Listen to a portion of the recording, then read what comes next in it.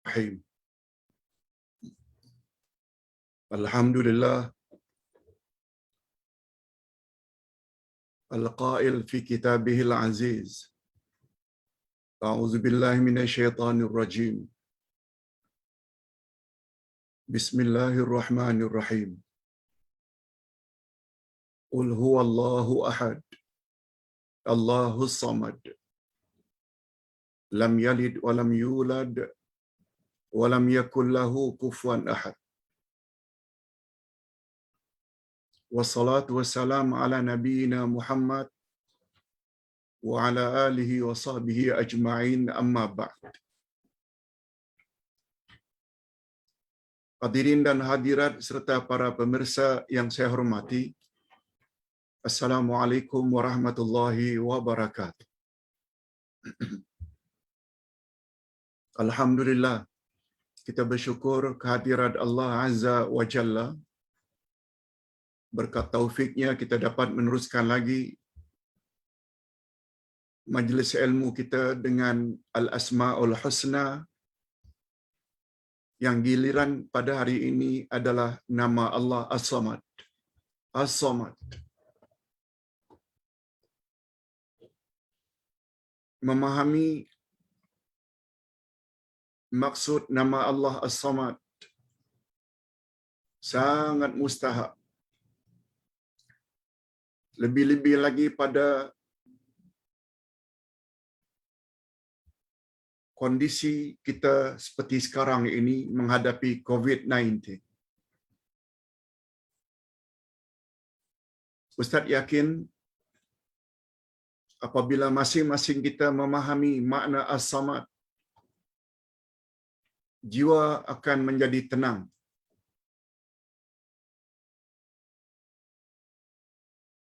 Jiwa menjadi tenteram. Walau bagaimana besar pun ujian Allah. Insya-Allah. Sebab ketenangan jiwa ada kaitannya dengan hati. Bila hati ini sudah dipenuhi dengan Al-Asma'ul Husna dan kefahaman yang betul terhadap setiap nama Allah, maka kita boleh menghadapinya dengan penuh sabar, tabah, dan tidak menggelabah. Ustaz buktikan apa yang Ustaz katakan baru sebentar lagi. Bila ditanya, Pak Ustaz, adakah dalil dari Al-Quran atau dari Al-Hadis yang sahih tentang nama Allah As-Samad? Jawabnya ada. Dari Al-Quran ada, dari hadis yang sahih juga ada. Dari Al-Quran sebagaimana ayat yang kita awali tadi, firman Allah, Qul huwallahu ahad, Allahus samad, lam yalid wa lam yulad wa lam yakul lahu kufuwan ahad. Coba perhatikan terjemahannya. Katakanlah, dialah Allah yang Maha Esa, Al-Ahad. Allah adalah Tuhan yang bergantung kepadanya segala sesuatu. Itu makna As-Samad. Dia tidak beranak dan tidak pula diperanakkan. Lam yalid wa lam yulad.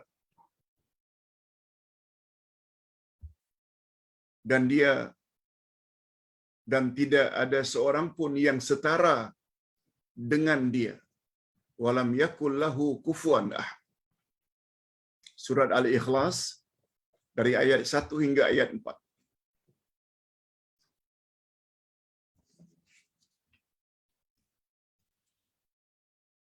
Minggu lalu kita telah bahas dua nama Allah, yaitu Al-Wahid dan Al-Ahad.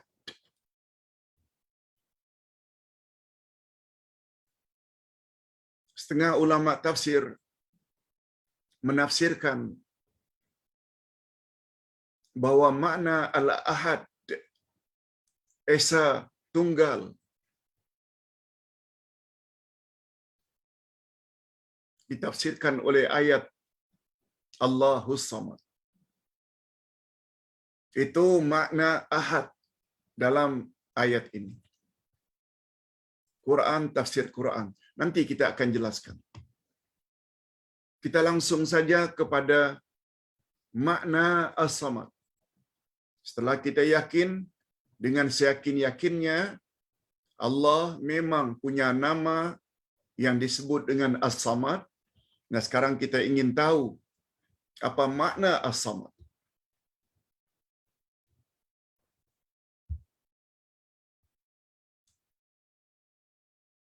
Dan apa kaitannya dengan ketabahan kita menghadapi apa saja bencana.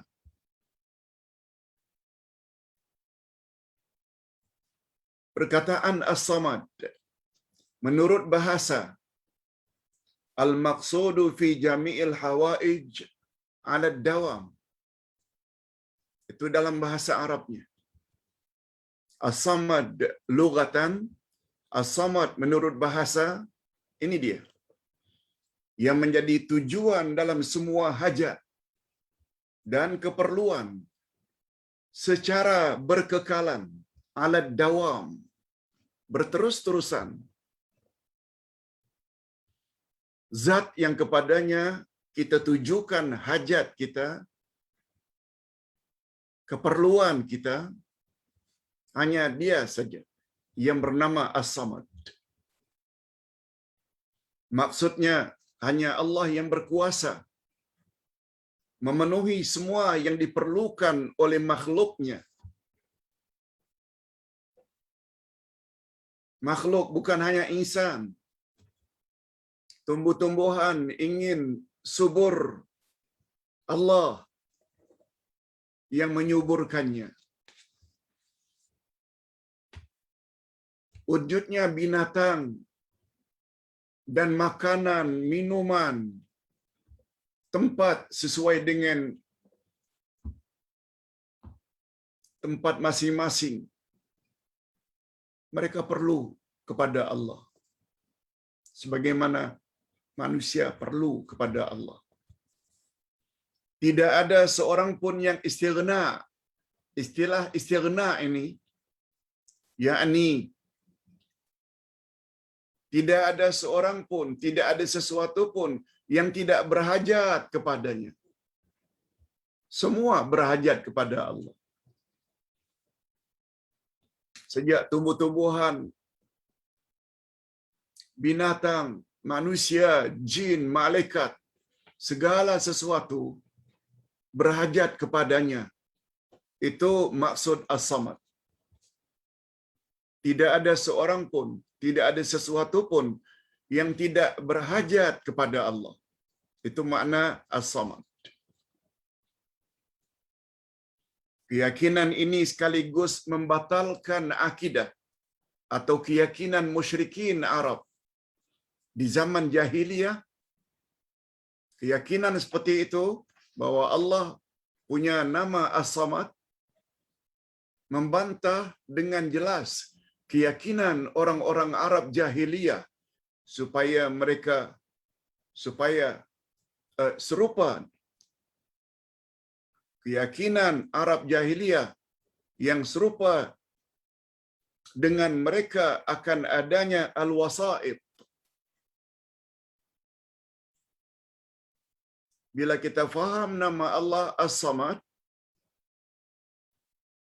sekaligus kepahaman itu membatalkan keyakinan Arab jahiliyah dan yang seumpama dengan Arab jahiliyah.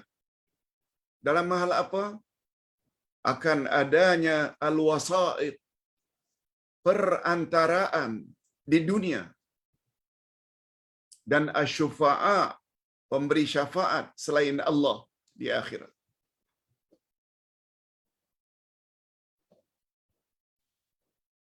Orang Arab jahiliyah menyembah berhala, mereka mendakwa berhala itu sebagai orang tengah, middleman, untuk mereka mencapai hajat daripada Allah.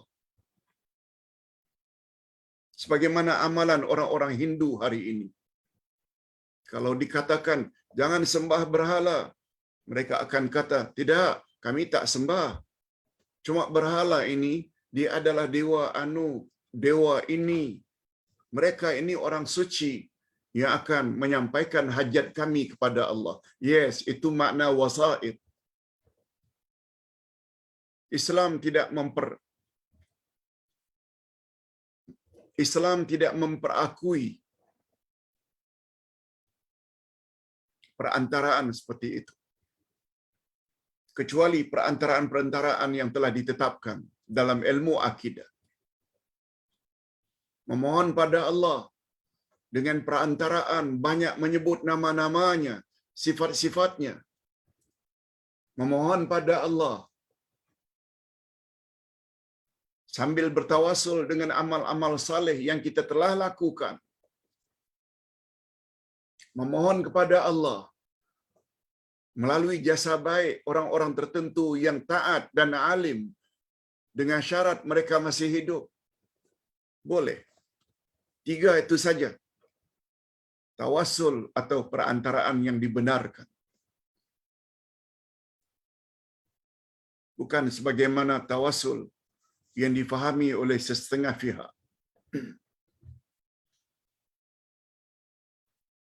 Termasuk tawasul kepada orang-orang yang telah wafat. Islam larang. Dengan menyebut berkat Syekh Abdul Qadir Jailani, dengan berkat Syekh Sanusi, dengan berkat Syekh Rifai, dengan berkat Syekh Badawi. Semua itu nama-nama wali-wali Allah zaman silam. Mereka telah pun meninggal dunia. No, tak boleh. Tetapi kalau ada jemaah yang mengatakan, ya Ustaz, saya ada peluang tahun ini pergi umrah.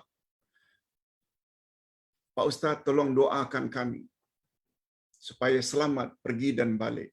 Pak Ustaz, suami saya atau adik saya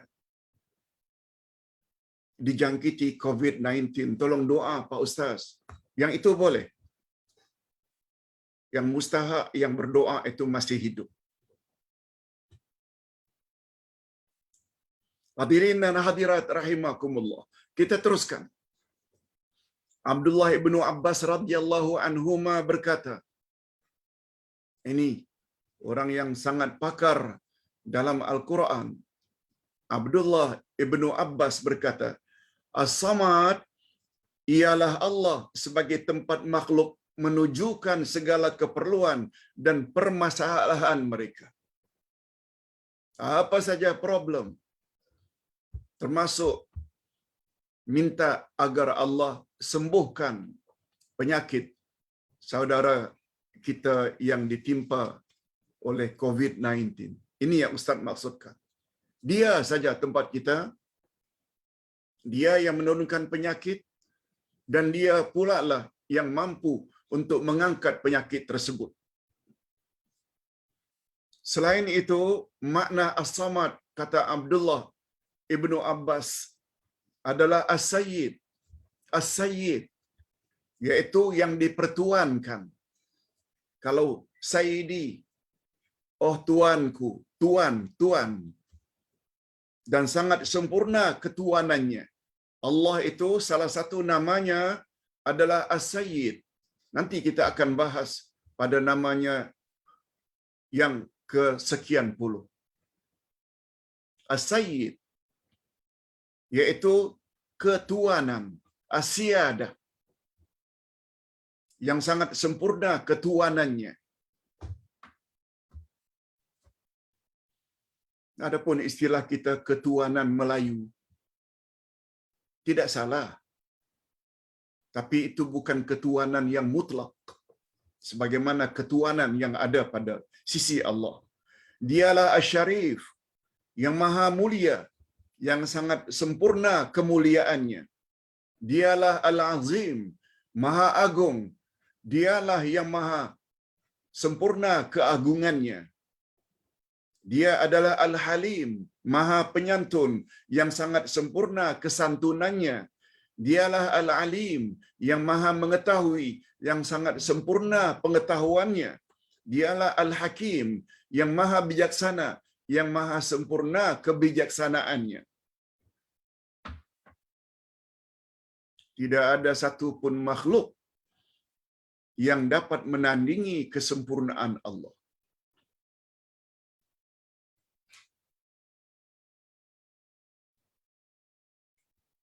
Dia Al-Hayyu, Maha Hidup, Maha sempurna kehidupannya yang tidak berawal dengan tidak berakhir. Kita hidup juga, tapi hidup kita sebelumnya tiada, dan hidup kita tak lama lagi akan tiada, yakni mati.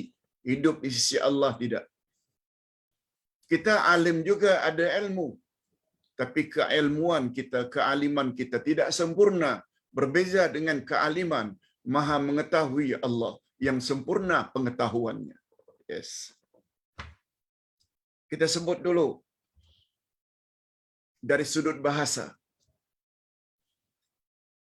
Ini satu tambahan lagi sangat cantik. Imam Ibnul Qayyim berkata, nama Allah As-Samad menurut Abdullah bin Mas'ud, ini satu orang lagi yang cukup mahir dalam menafsirkan Quran. Atau apa kata Abdullah bin Mas'ud? Kalau tadi Abdullah ibnu Abbas, As-Samadul ladzi qad intaha sa'udduhu, ketuanan Allah tiada akhirnya. Ketuanan Allah tiada akhirnya. Menurut Hasan Al-Basri pula, ini orang yang ditahnik belah mulut oleh Umar ibn Khattab, As-Samadul Hayyul Qayyum allazi la zawala lahu.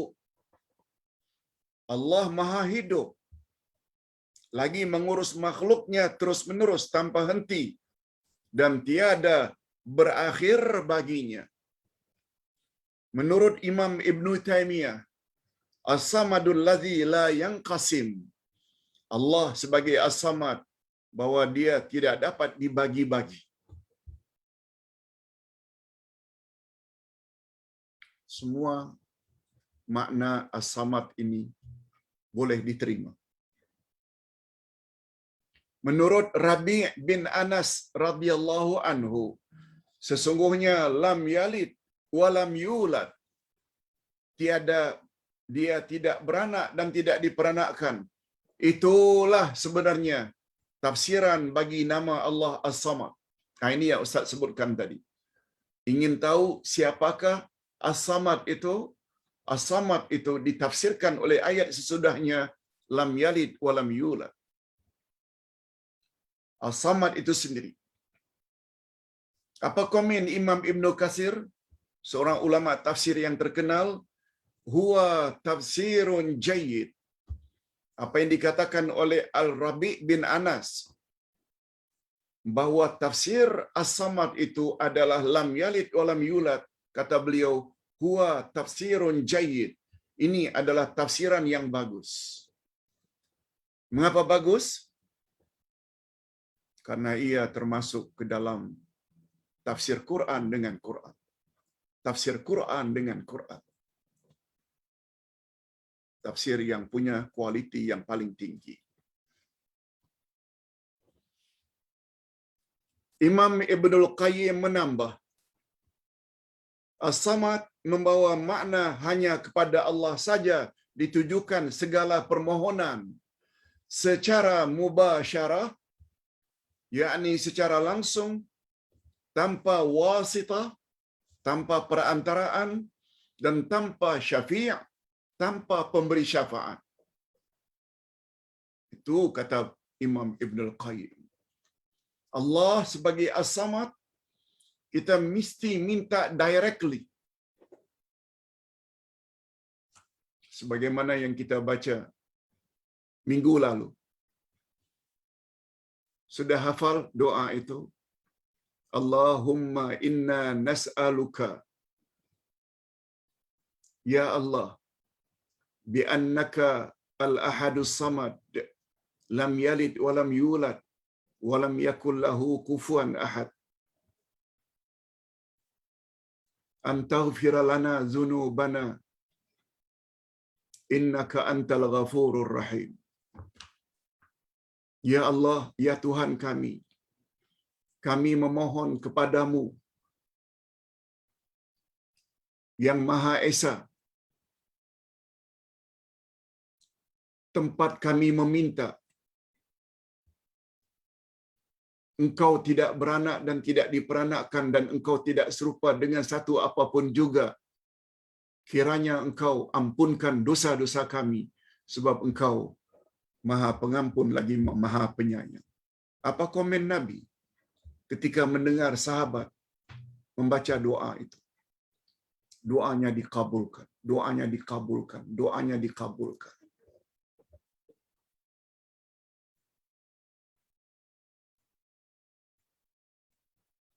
Boleh kita ganti bahagian akhirnya? Ya Allah, kami mohon kepadamu, Engkau yang Maha Esa, Engkau As-Samad, Engkau tidak beranak dan tidak diperanakkan, dan Engkau tidak serupa dengan satu apapun juga. Kiranya ya Allah, angkatkanlah COVID-19 dari diriku. Angkatkanlah COVID-19 dari saudaraku yang bernama ini dan itu. Boleh. Walau dalam bahasa kita. Tapi kita awali dulu dengan bi annakal ahadus samad lam yalid wa lam yulad wa lam yakul lahu kufuwan ahad. Yes. Ini yang Ustaz maksudkan.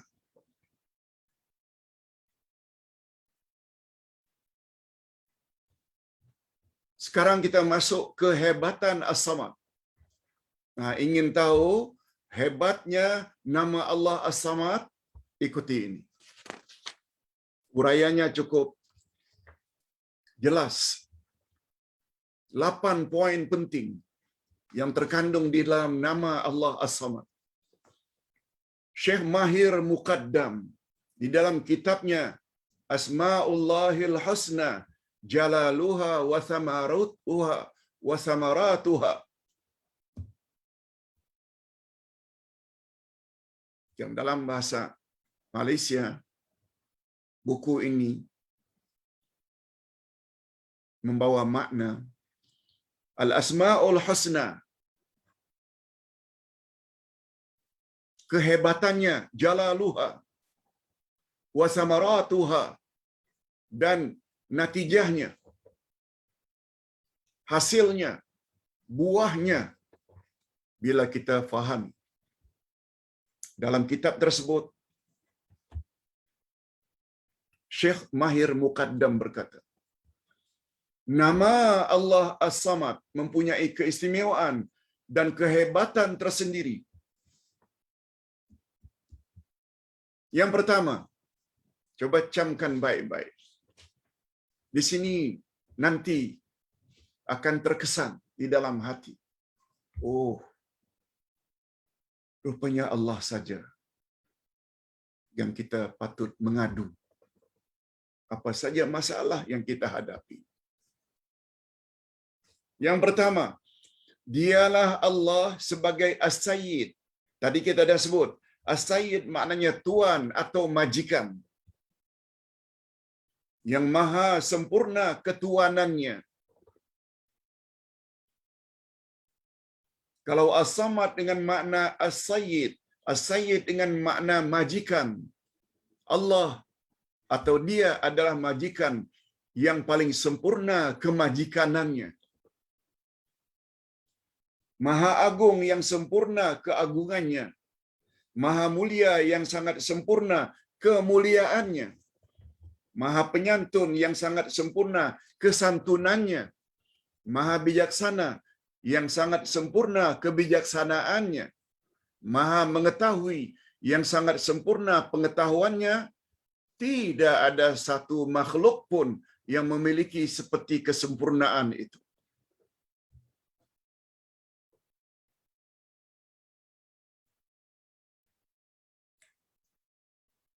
Kita apabila sakit pergi kepada pakar perubatan, sama ada perubatan moden ke hospital, ke klinik, atau rawatan tradisional, kita mengadu kepada yang pakar. Coba fikirkan. Doktor-doktor, ustaz-ustaz, kemampuan mereka memenuhi hajat kita. Memang ada kesannya, tapi sangat terbatas. Setelah kita lalui itu semua, yang paling mustahak minta kepada As-Samad. Hebat macam mana pun doktor, ustaz-ustaz menolong kita, merawat,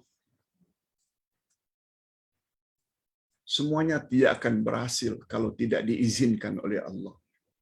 Sebab As-Samad itu Allah. Yes, itu maksudnya. Dia maha bijaksana dan maha sempurna kebijaksanaannya.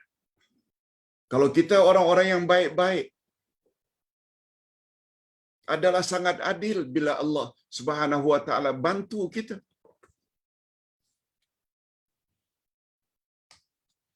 Sama ada dengan menyembuhkan penyakit kita, atau dia juga, kalaupun sampai ajal kita, dia akan bagi ganjaran apa yang disebut dengan mati syahid akhirat. Masuk syurga tanpa hisab, insya-Allah. Yang kedua, dialah Allah yang menjadi tumpuan segala makhluknya. Dialah yang menjadi tumpuan segala makhluknya. Apakah manusia ataupun jin, bahkan alam keseluruhannya, apakah alam atas para malaikat, bulan, bintang, matahari, atau alam bawah, manusia, jin, tumbuh-tumbuhan, binatang, malahan segala yang wujud, faqiratun ilaihi. Fakir maknanya mereka berhajat kepada Allah. Apakah dalam ijaduhum, mengadakan mereka, binatang tidak boleh wujud dengan sendirinya tanpa Allah yang mengadakannya. Binatang tidak boleh makan, minum tanpa Allah yang supply. Demikian juga manusia. Tidak ada satu pun makhluk yang tidak berhajat kepadanya. Tak ada satu pun. Termasuk manusia. Sangat berhajat kepada Allah. Walaupun sebesar zarah, atau satu ketika, atau satu pergerakan. Apa saja pergerakan, semuanya. Ustaz buat contoh. Ustaz ingin minum. Ustaz ada keinginan. Untuk melaksanakan keinginan itu, Ustaz berusaha ambil, bawa gelas yang berisi air ke bibir. Ustaz hirup, sedut, bismillah.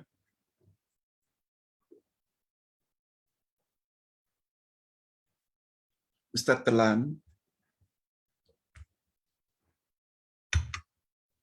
Keinginan Ustaz tidak akan tercapai. Walau Ustaz ingin minum, kalau Allah tidak izinkan.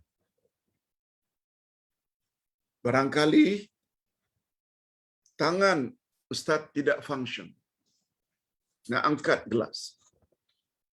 Barangkali sampai di bibir, tapi nerve, saraf di bibir tidak function. Akhirnya air meleleh. Meleleh.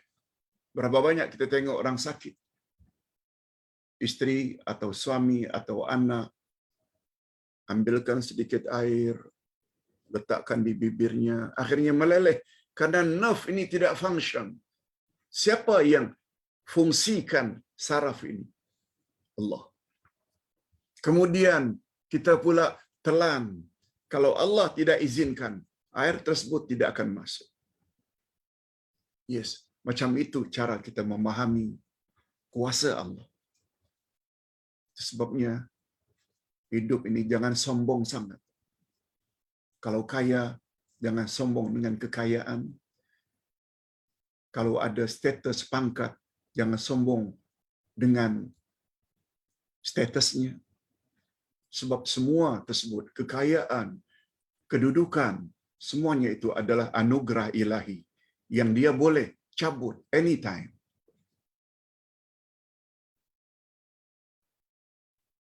Hadirin dan hadirat rahimakumullah. Yang ketiga, kehebatan As-Samad. Dialah Allah la jaufa lahu. Maksudnya, Allah yang tidak ada rongga baginya. Tidak ada rongga baginya. Dia tidak makan. Kita makan karena kita masukkan makanan ke dalam rongga mulut. Kita minum, kita masukkan minuman dalam rongga mulut.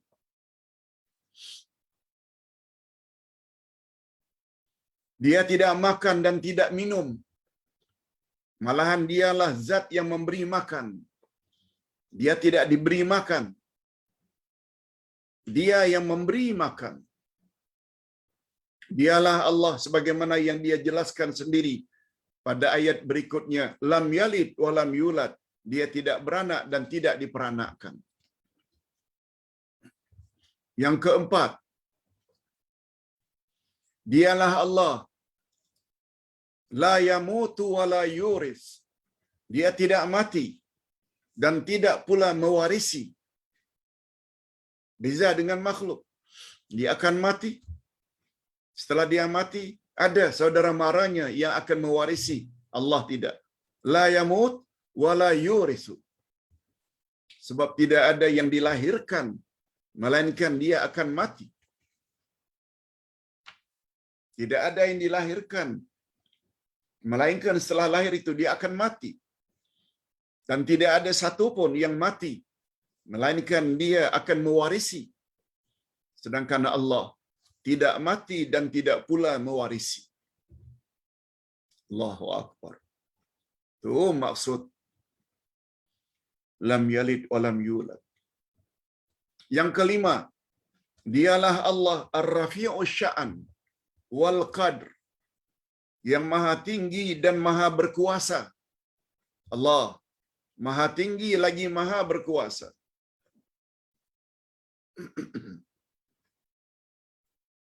Tidak ada satu pun sifat kesempurnaan, kecuali pasti ada sifat-sifat kesempurnaan itu padanya. Tidak ada satu pun sifat kesempurnaan, kecuali sifat kesempurnaan itu tidak ada satu pun yang boleh menandinginya. Faham-fahamlah. Maksudnya sifat kesempurnaan tersebut satu-satunya hanya milik Allah. Itu sebabnya ada istilah tauhid asma wa sifat. Tauhid asma wa sifat.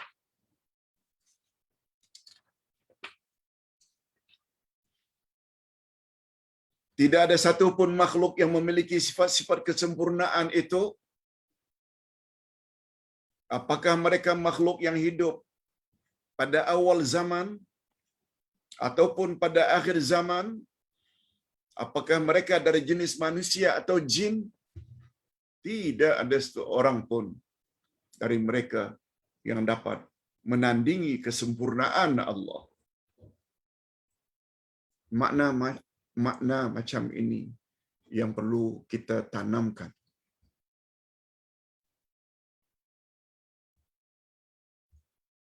Itu sebabnya seorang ustaz pernah mengajar yang sebenarnya ajaran itu tertera di dalam ajaran Nabi Muhammad sallallahu alaihi wasallam. Bila kita dalam keadaan terdesak, bila kita dalam keadaan sulit, dalam kita keadaan sangat memerlukan bantuan dan pertolongan Allah, baca banyak-banyak. Hasbunallah wa ni'mal wakil. Hasbunallah wa ni'mal wakil. Hasbunallah wa ni'mal wakil. Cukuplah Allah sebagai penolongku. Dan sesungguhnya Allah sebaik-baik penolong. Cukuplah Allah sebagai penolong. Dan Allah adalah sebaik-baik penolong. Kesan daripada zikir yang diucapkan oleh Nabi Ibrahim ketika dilempar oleh Raja Namrud ke dalam api. Allah tolong. Nabi Ibrahim tidak terbakar. Karena Allah beri arahan pada api, ya nar, kuni bardan wa salaman ala Ibrahim. Wahai api, dinginlah kamu, sejuklah kamu, dan selamatkan Ibrahim. Nabi Muhammad sallallahu alaihi wasallam ketika dikepung oleh orang-orang kafir Quraisy untuk dibunuh, Nabi lari menyelamatkan diri. Sepanjang jalan Nabi baca zikir yang dibaca oleh Nabi Ibrahim. Hasbunallah wa ni'mal wakil. Hasbunallah wa ni'mal wakil. Padahal beliau dikepung, baginda selamat. Oleh sebab itu, hadirin dan hadirat serta para pemirsa sekalian, betul tak kita hari ini lebih kurang masuk ke 2 tahun dikepung oleh COVID-19?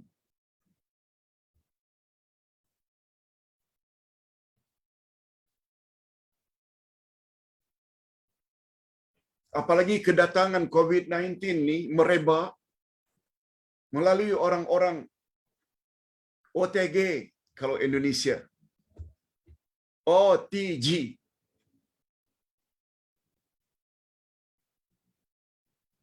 Orang tiada gejala. Orang itu sehat. Apalagi hari ini COVID-19 boleh merebak melalui udara. Sebabnya kita disuruh memakai mask.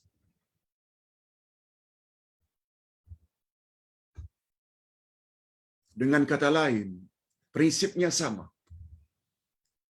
Nabi Ibrahim dari semua penjuru, tabiat api untuk membakar. Tapi api tak boleh membakar atas arahan Allah.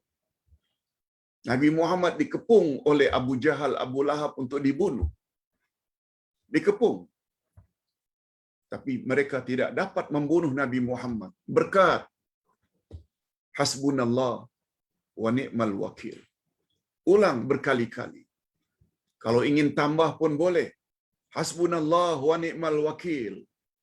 Ni'mal maula wa ni'man nasir. Wala hawla wala quwwata illa billah.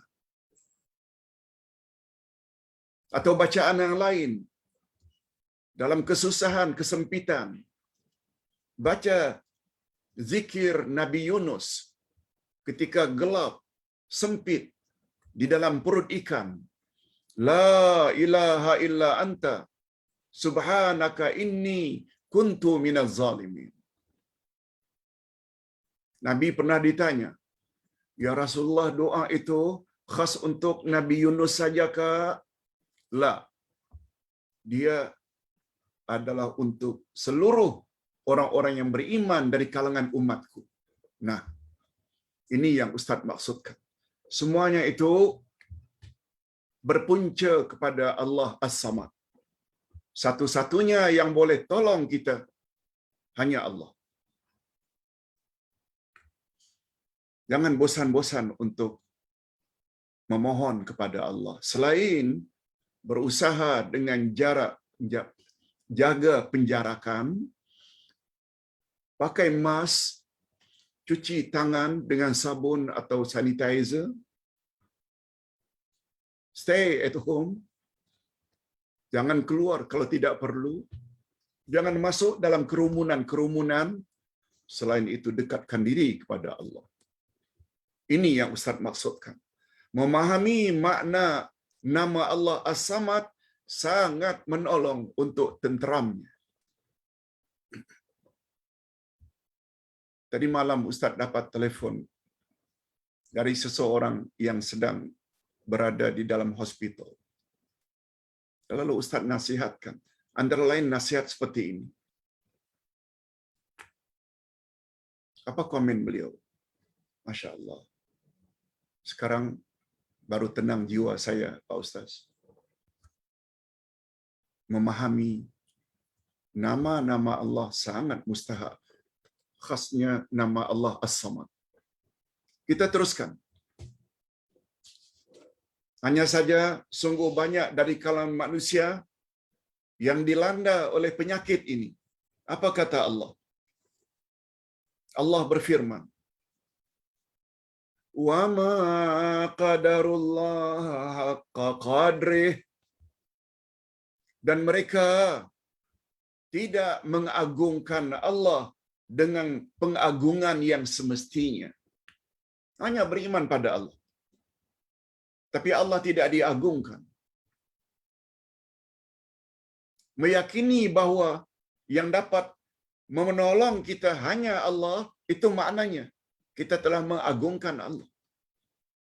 Berapa banyak orang yang faham Allah itu boleh tolong, tapi tidak mau minta tolong.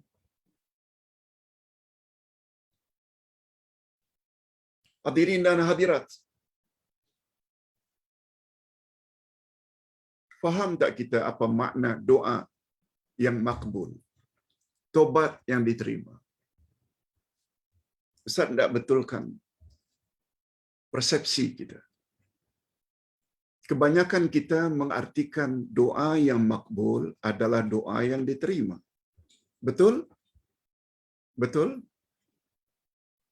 Tapi tidak lengkap. Tidak lengkap. Doa yang makbul, tobat yang makbul ada dua maknanya. Makna yang pertama, dia mendapat taufik. Dia mendapat dorongan dari Allah untuk bertobat.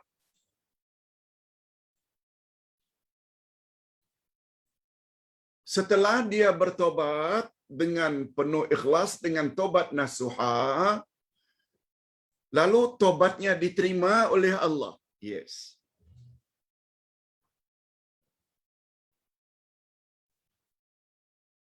Berapa banyak orang yang faham makna tobat yang diterima, tobat yang makbul, tapi dia sendiri tidak terdorong untuk bertobat. Macam mana akan dapat tobat?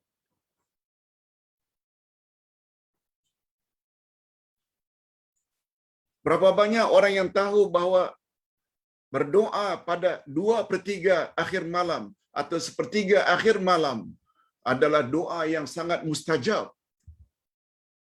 Tapi dia sendiri tidak mendapat taufik untuk bangkit jam 4, jam 4:30. Nah, taufik itu, berapa banyak orang yang tahu betapa pentingnya ilmu Al-Quran dan Sunnah, tetapi dia sendiri tidak tertarik untuk hadir mendengar majlis ilmu seperti ini. Dia masih lagi termasuk ke dalam golongan orang yang tidak makbul doanya. Makbul dengan dua makna. Pertama, terdorong sebagaimana bapak-bapak dan ibu-ibu dalam setahun dua ini terdorong untuk ikut kelas-kelas online seperti ini.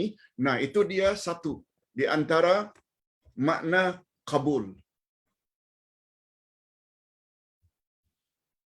Sehingga kita cutikan semalam pun sempena 1 Muharram tahun Hijrah 1443. Ada yang kontak Ustaz, tak payah Pak Ustaz, tak payah cutilah, buat aja kelas. Nah, itu maknanya dia sudah ada perasaan sayang dengan majlis-majlis macam ini. Itu adalah makna kabul yang pertama. Kemudian bertambah ilmunya. Mudah-mudahan kita semua mendapat kedua-dua makna kabul ini. Nah, yang keenam, Ustaz ulang sekali lagi bunyi ayat, wama qadarullaha haqqa qadri. Mereka tidak mengagungkan Allah dengan pengagungan yang sebenarnya. Kita tadi dah sebut, kalau Allah itu maha hidup, maha sempurna kehidupannya. Kalau Allah itu maha bijaksana, maha sempurna kebijaksanaannya. Kalau Allah itu melihat, maha sempurna penglihatannya. Kalau Allah itu maha mengetahui, maha sempurna ilmu pengetahuannya. Yes, itu makna sebenar. Kita telah mengagungkan Allah dengan pengagungan yang sebenarnya. Berapa banyak orang yang tahu bahwa Allah itu menerima doa, tapi dia sendiri tidak terdorong untuk berdoa. Na'udzubillahi min dzalik. Yang keenam, dialah Allah Al-Ali, Al-Mutlaq. Maha tinggi secara mutlak. Apakah dari segi al-uluwu dzati, ketinggian pada zatnya, atau dari sudut al-uluwul ma'nawi, ketinggian pada sifat-sifatnya. Ketinggian Allah ni ada dua jenis. Kita telah bahas pada buku 2 bahagian akhir kitab Akidah Ahlus Sunnah wal Jamaah jilid 2. Allah Maha tinggi. Ketinggian Allah ada dua jenis. Ketinggian zatnya, dalam keyakinan kita Allah di langit. Itu tinggi. Sebab langit maknanya di atas. Dan yang kedua, ketinggian maknawi. Iaitu sifat-sifatnya yang maha tinggi. Statusnya, kedudukannya yang maha tinggi. Hadirin dan hadirat. Yang ketujuh, dialah Allah laisa kamitslihi syai', yang tiada serupa dengan satu apapun juga. Ini sebagaimana firman Allah pada ayat berikutnya, walam yakul lahu kufuwan ahad, dan tidak ada seorang pun yang serupa dengan dia. Tak ada serupa pun dengan Allah.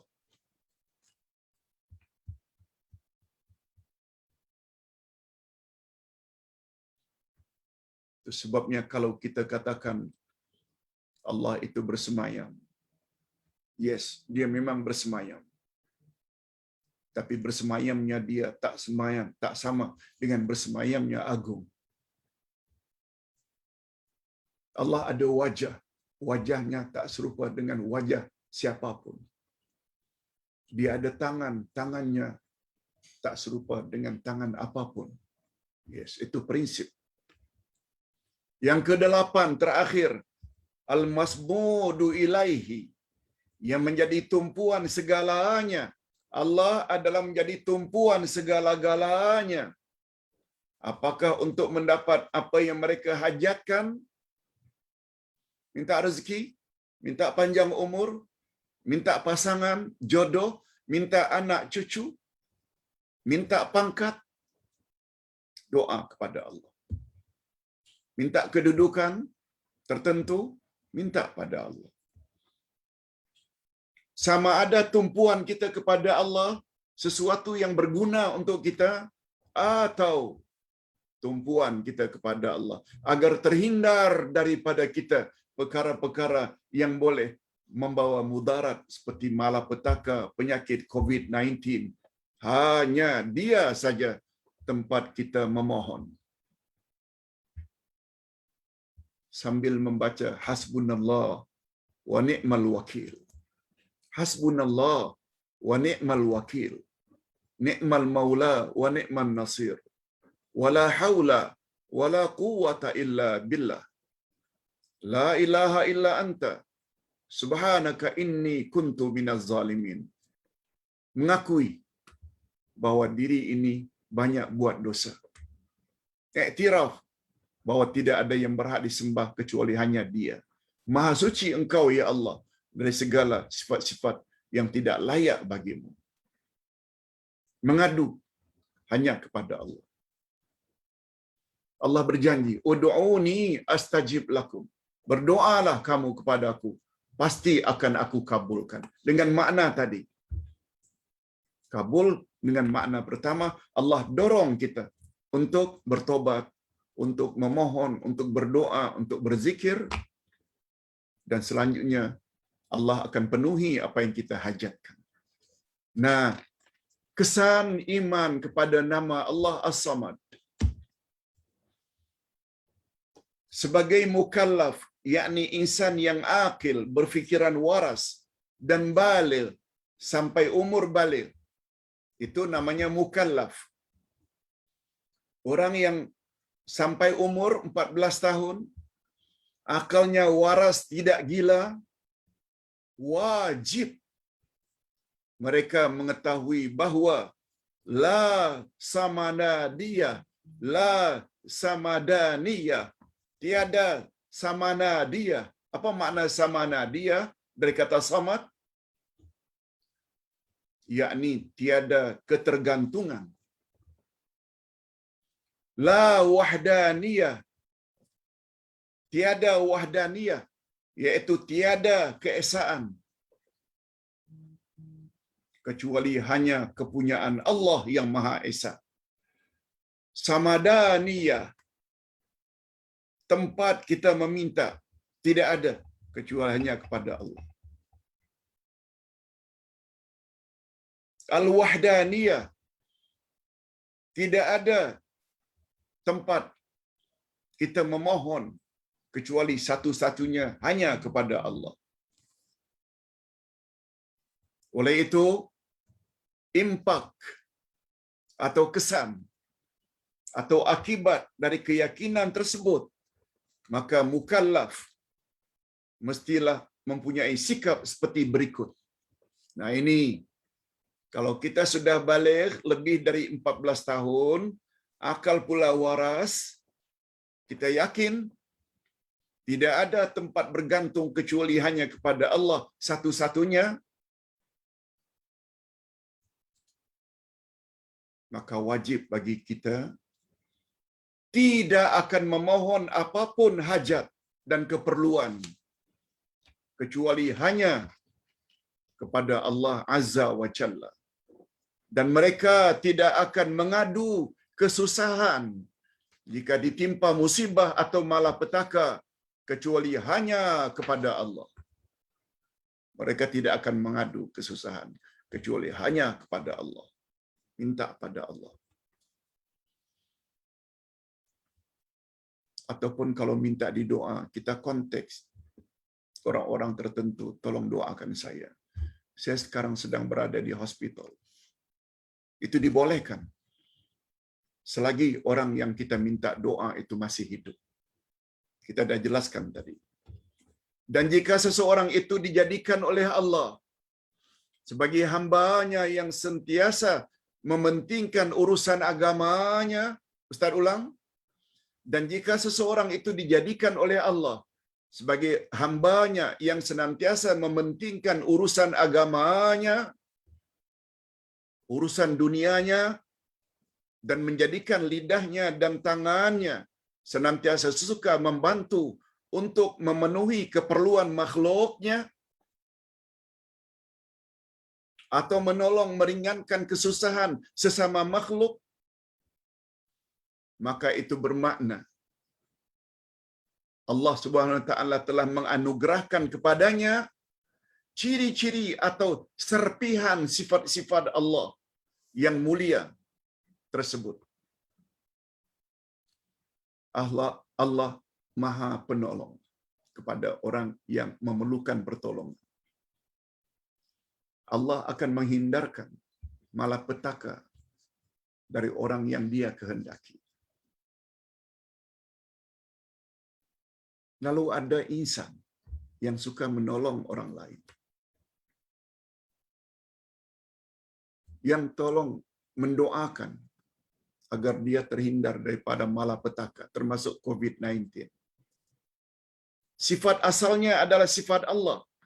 Lalu ada pula insan yang memiliki sifat seperti itu. Maknanya insan itu telah mendapat anugerah daripada Allah serpihan dari sifat-sifat mulia Allah tersebut. Allah punya nama Al-Alim, Maha Mengetahui. Di dalam nama Allah Al-Alim ada kata ilmu. Nah, kita pula menjadi orang yang suka menuntut ilmu. Maknanya serpihan sifat memiliki ilmu yang pada asalnya milik Allah dianugerahnya kepada seseorang. Mudah-mudahan kita semua termasuk ke dalam golongan orang yang dianugerahkan oleh Allah ilmu-ilmu yang berguna. Malah Allah suruh habis selesai salat subuh, Allahumma inna nas'aluka ilman nafi'a. Ya Allah, berilah kami ilmu yang bermanfaat.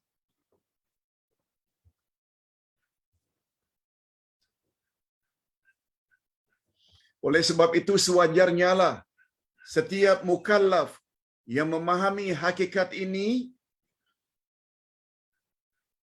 sewajarnya lah mukallaf, orang yang sudah balik lagi berakal, memahami hakikat ini, berusaha dengan sungguh-sungguh agar menghias dirinya dengan sifat-sifat mulia dan mencontohi sifat-sifat mulia Allah. Allah Maha Penolong, kita pun suka tolong orang. Betul tak? Menjadi buah bibir masyarakat Malaysia. Apa yang dibuat oleh Ustaz Abid Leo? Menjadi buah bibir orang kita Malaysia. Apa yang dibuat oleh Ustaz Husin Yi? Apa yang dibuat oleh Brother Firdaus Wong? Walaupun mereka bukan orang Melayu. Ini jangan salah faham ya. Kalau ada yang salah faham, kemuliaan itu terletak pada Melayu, salah. Kalau ada uraian Ustaz baru-baru ini tentang orang-orang non-Malay lalu berada di Malaysia, berusaha pula untuk tukar perlembagaan Islam sebagai agama resmi, adanya institusi diraja. Itu yang kita tidak mahu.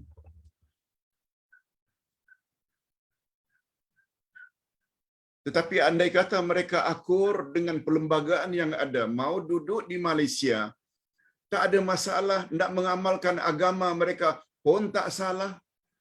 Tapi bila dah mula menggugat perlembagaan, no. Ini bukti-buktinya. Siapa yang mengetuai KKM? Chinese.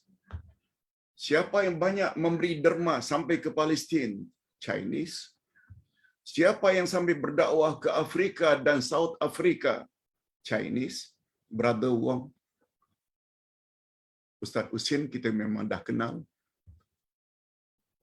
Ustaz Muhammad Rafi daripada India, yang kadang-kadang kemampuan mereka berdakwah melebihi daripada pendakwah-pendakwah orang Melayu. Ustaz sendiri tak mampu buat macam mereka buat.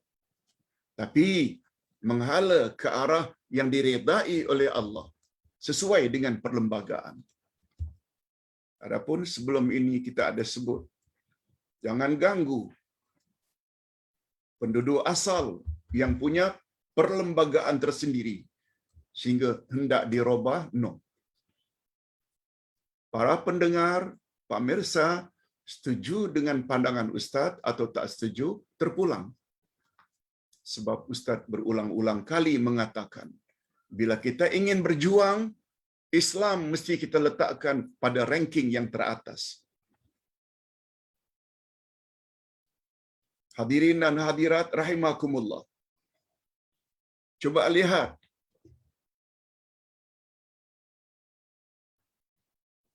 Cat Stephen atau Yusuf Islam ketika ditanya oleh ABC, Australian Broadcasting, apa sebab saudara meninggalkan Kristian masuk ke dalam Islam? Beliau jawab, Karena di dalam Islam ada konsep ketuhanan yang luar biasa, tidak akan didapati pada mana-mana agama lain. Selanjutnya beliau ditanya, boleh tak saudara tunjukkan dalam Al-Quran surah yang menyebut perkara itu? Cat Stephen, nama asalnya, seorang gitaris, memeluk Islam dengan nama Yusuf Islam, menjawab dengan tegas, Qul huwallahu ahad, Allahus samad, lam yalid walam yulad walam yakul lahu kufuwan ahad. Itu jawabannya. Bermakna dia faham makna surat Al-Ikhlas. Begitu tinggi konsep tauhid yang ada di dalam surat Al-Ikhlas. Kita yang sudah 60-70 tahun dapat memahami macam pemahaman seperti itu? Itu sebabnya kelebihan dan keutamaan seseorang, kemuliaan seseorang di sisi Allah bukan terletak pada suku, bangsa, dah. Sampai di mana kedalaman ilmunya, kefahamannya terhadap kehendak Allah dan kehendak Rasul sallallahu alaihi wasallam. Okey. Sama tetapi berbeza. Ini bagus juga untuk kita tahu. Menurut pandangan Ahlus Sunnah wal Jamaah, bahwa sifat-sifat mulia yang Allah miliki juga boleh dimiliki oleh manusia. Sifat-sifat mulia milik Allah boleh dimiliki oleh manusia. Tidak dilarang. Tapi dengan ketentuan ini. Namun demikian persamaan tersebut tidak bersifat mutlak, tetapi sangat terbatas. Sebagaimana kita maklumi bahawa at-tashbihu penyerupaan, at-tamsilu persamaan antara sifat Allah dengan sifat makhluk adalah tidak dibenarkan. Menyamakan sifat Allah dengan sifat makhluk exactly sama betul, tak boleh. Tetapi tidak menjadi kesalahan jika kita yakini sifat makhluk boleh sama dengan sifat Allah pada lafaznya, ucapan, tetapi berbeza pada maknanya. Yes, ini ketentuan. Sengaja Ustaz buat dalam rupa italic dan bold supaya kita faham. Sifat Allah, malah nama Allah, boleh serupa dengan nama makhluk, sifat makhluk, tapi hanya terbatas pada lafaz, tapi berbeza dalam makna. Ini penjelasannya. Maksudnya, tidak menjadi kesalahan jika manusia memiliki beberapa sifat mulia sebagaimana sifat-sifat mulia milik Allah. Malahan Islam justru sangat menggalakkan kita memilikinya dan menghias setiap diri kita dengan sifat-sifat tersebut. Dan tentu saja dalam hal ini terbatas pada sifat-sifat mulia tertentu. Bukan semua sifatnya. Dan bukan sifat mulia khas untuk Allah. Apa dia sifat mulia khas untuk Allah yang tak boleh dimiliki oleh manusia? Yaitu at-takabbur. Allah kan mempunyai nama Al-Mutakabbir, yang maha takabbur. Al-Ahadiyah, yaitu keesaan, tidak berbelah bagi, tidak terdiri daripada bahagian demi bahagian, itu Al-Ahadiyah. Al-Jabarut, yang memaksa dan perkasa dan lain-lain. Yang itu tak boleh. Allah dah sebut dah di dalam hadis qudsi. Sifat memaksa itu adalah selendangku. Takabbur itu adalah pakaianku. Siapa di antara makhluk yang ingin mengambil salah satu daripada sifat-sifat tersebut, maka aku akan humban dia ke dalam api neraka. Apa sebab? Sebab sifat itu yang kita baru sebut tadi, takabbur, al-jabbar, al-ahadiyah, itu sifat khas untuk Allah sahaja. Hanya saja yang wajib kita yakini bahwa persamaan antara sifat makhluk dengan sifat Allah itu hanya terbatas pada lafaz atau dalam ucapan sahaja. Sedangkan dalam tinjauan maknanya pula sangat berbeza. Makna sangat berbeza. Contoh, Allahu Hayyun. Allah hidup. Al-Ustazu Hayyun juga boleh. Ustaz hidup. Asalkan kita setkan dalam minda. Hidup di sisi Allah tak sama dengan hidup di sisi Ustaz. Allahu Alimun. Allah Maha mengetahui. Al-Ustazu Alimun. Ustaz juga mengetahui. Dari sudut lafaz boleh. Allahu Alimun. Si anu Alimun. Tapi kita dah set dalam minda ilmu di sisi Allah tak serupa dengan ilmu yang ada di sisi kita. Allahu Sami'un, Allah Maha mendengar. Allahu Basirun, Allah Maha melihat. Allah Mutakallimun, Allah berkata-kata. Sifat yang tersirat di dalam nama-nama tersebut. Al-Hayat, hidup. Al-Ilmu, mengetahui. As-Sam'u, mendengar. Al-Basaru, melihat. Al-Kalam, berkata-kata. Juga boleh dimiliki oleh manusia. Boleh. Ustaz mendengar, Ustaz melihat, Ustaz berkata-kata.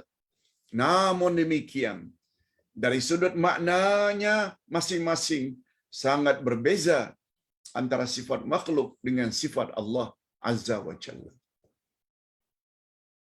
Di antara contoh, Al-Ustazu Mutakallim, Ustaz berkata-kata. Sudah 1 jam 8 minit Ustaz bercakap. 1 jam 8 minit. Dah beratus-ratus kali Ustaz tarik nafas untuk bercakap. Tapi bercakap di sisi Allah, kata ulama akidah, biduni tanafus, tanpa bernafas. Allah bercakap terus-menerus tanpa bernafas. Itu bezanya. Allah berkata-kata juga. Allah berada di atas arash. Pada sepertiga akhir malam Allah turun ke langit dunia. Hadis sahih riwayat Imam Bukhari. Tapi turunnya Allah tak sama dengan turunnya makhluk. Allah yang turun pada sepertiga akhir malam ke langit dunia. Betul dia turun, tapi dia tetap berada di atas arash. Situ bezanya antara sifat Allah dengan sifat makhluk. Jangan tanya, macam mana Pak Ustaz? No. Sebab caranya kita jahil. Cukup yakini saja. Adapun penggunaan ungkapan maha yang biasanya disebut di hadapan nama Allah, itu adalah sebagai adab terhadap Allah. Perkataan maha itu sendiri bukan berasal dari bahasa Arab. Kalau Ustaz boleh tambah, juga bukan berasal dari bahasa Melayu. Tetapi maha itu berasal dari bahasa Sanskrit. Kata orang seberang, Sanskerta, bahasa Hindu lama, seperti maha guru, maha raja, itu diambil dari bahasa Hindu lama. Jika Anda dapat memahami dan menerima konsep dan prinsip ini, yakni sifat makhluk boleh sama dengan sifat Allah hanya dalam lafaz tetapi berbeza pada makna, alhamdulillah. Allah melihat, Ustaz melihat. Allah hidup, Ustaz hidup. Allah mendengar, Ustaz mendengar. Allah berkata-kata, Ustaz berkata-kata. No problem. Dengan syarat persamaan itu hanya dalam lafaz saja, tapi beza dalam makna. Alhamdulillah.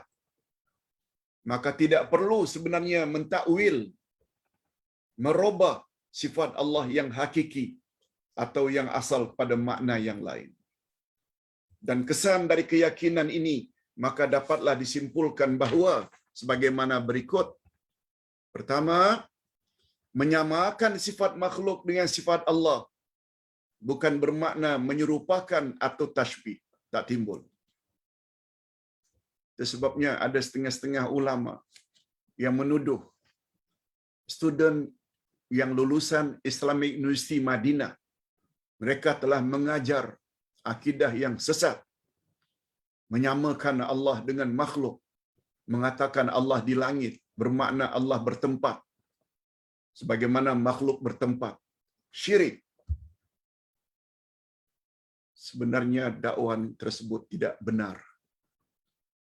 Ini lulusan Madinah. Pernahkah Ustaz mengatakan Allah bersemayam sama betul dengan bersemayamnya makhluk? Ustaz hanya katakan Allah menyebut 7 ayat dalam Quran. Ar-Rahmanu 'alal arsy istawa. Allah bersemayam di atas arasy. Allah yang sebut dia bersemayam. Kita pun sebut. Tapi dengan keyakinan bersemayamnya Allah tak sama dengan bersemayamnya makhluk.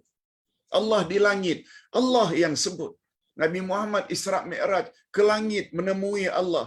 Bukan ke dasar laut. Bukan ke perut bumi. Langit dengan makna Allah itu di atas karena Allah Maha Mulia. Allah ada wajah, Allah ada tangan. Yes, karena Allah sebut begitu dalam Al-Quran. Tapi wajah Allah dan tangan Allah pasti tidak sama dengan wajah dan tangan makhluk. Tapi puak-puak tertentu coba momok-momokkan kepada orang ramai. Jangan dengar cakap orang-orang yang lulusan Madinah. Subhanallah. Mudah-mudahan para jemaah serta para pemirsa sekalian jangan terpengaruh. Ini prinsip Ustaz. Sama hanya dalam lafaz, tapi beza dalam makna. Yang kedua, mereka yang konsisten dengan konsep dan prinsip di atas tidak akan mentakwilkan sifat Allah kepada makna yang lain. Contoh, bersemayam di atas arasy, lalu ditakwilkan kepada memerintah di atas arasy. Tangan Allah kepada makna kuasa Allah, itu namanya takwil. Allah turun ke langit dunia pada sepertiga akhir malam dengan makna rahmatnya yang turun, bukan Allah yang turun. Kita ingin tanya, boleh tak kalau dikatakan Allah itu hidup? Ya, itu memang sifat Allah. Boleh tak kalau dikatakan Ustaz juga hidup? Boleh. Mengapa boleh? Ya kan tak sama hidup Allah dengan hidup Ustaz. Yes, mengapa prinsip yang sama tidak mau digunakan bila Allah katakan dia bersemayam di atas arasy, agung juga bersemayam. Setkan saja dalam minda bersemayamnya Allah dengan bersemayamnya agung itu berbeza. Selesai masalah. Mengapa tidak ikut prinsip yang sama? Yang ini boleh diakui, yang ini pula ditolak. Allahu Akbar. Nah, kita ulangi sekali lagi doa. Sebagaimana doa yang diajar oleh Nabi. Maaf, doa yang didengar oleh Nabi dari seorang sahabat. Yang Nabi katakan, Allah akan mengampuni dosanya. Karena dalam permintaannya dia minta agar diampuni dosa-dosanya.